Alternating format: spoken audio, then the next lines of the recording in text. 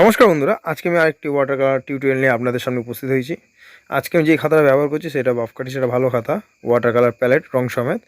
আর একটা বাটি ভরা জল নিয়েছি, আর তুলি যেগুলো ব্যবহার করছি দেখুন 12 নম্বর, 10 নম্বর আর 6 নম্বর, এই তিনটে তুলি আমি ব্যবহার করছি। জলটা কিন্তু ফার্স্ট টোনওয়ালা একটা থাকবে, সেকেন্ড টোনওয়ালা জলটা চেঞ্জ করবেন, আর থার্ড টোনটা চালাতে পারেন, কিন্তু ফার্স্ট টোনের পর কিন্তু জলটা চেঞ্জ করে নেবেন, তাহলে ভালো হয়।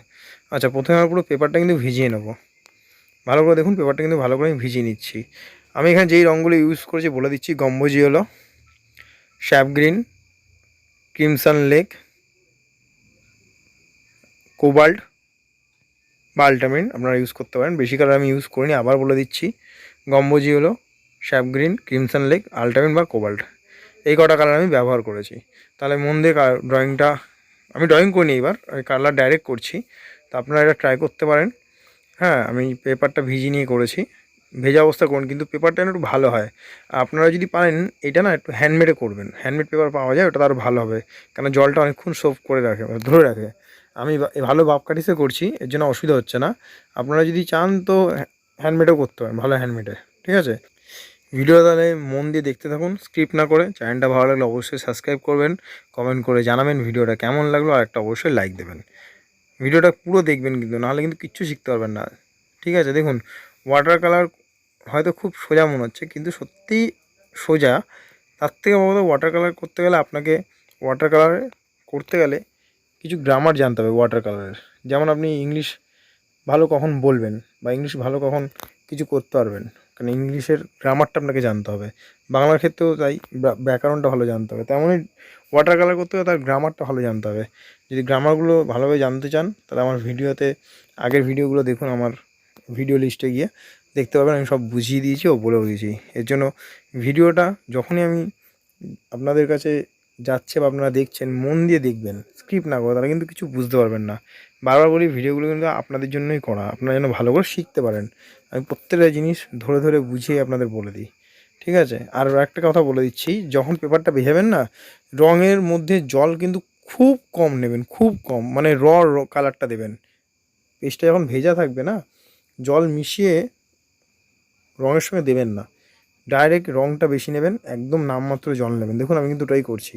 করে যখন দেবেন, তখন জল যেহেতু দেওয়া আপনার পেজে অলরেডি দেওয়া আছে, ভেজানো আছে, কালার যখনই দেবেন না, সেটা ফেড করে দেবে। আর জল সমেত দিলে সেটা কিন্তু এরকম হবে না, কালার হবে না কিন্তু, ওরকম ফেড। বুঝেছেন? সবসময় মাথায় রাখবেন, যখনই ওয়াটার কালারটা করবেন ভেজা কাগজে, রং প্রথম যে টোনটা দিচ্ছেন, তখন জলটা একদমই কম নেবেন, রংটা বেশি নেবেন। দেখবেন কাজটা দেখতেও ভালো হবে, আর কাজটা তাড়াতাড়ি করে ভালোভাবে স্মুথলি কাজটা আপনার হয়ে যাবে। এর জন্য মন দিয়ে ওয়াটার কালার দেখতে থাকুন।